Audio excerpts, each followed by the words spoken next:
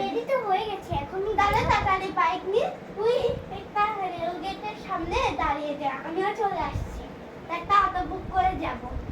ওকে, আমি তো গাড়ি বুক করব। না না, অটোতে ভালো হবে।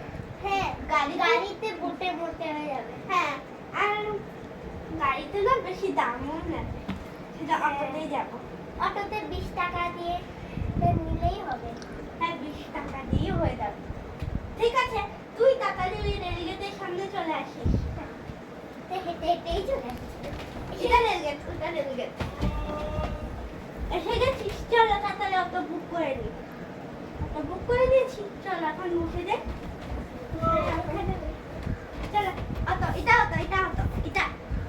এখানে বল। চলো, মোবাইল দেখছি। কখন আসবো দেখতে লাগবে।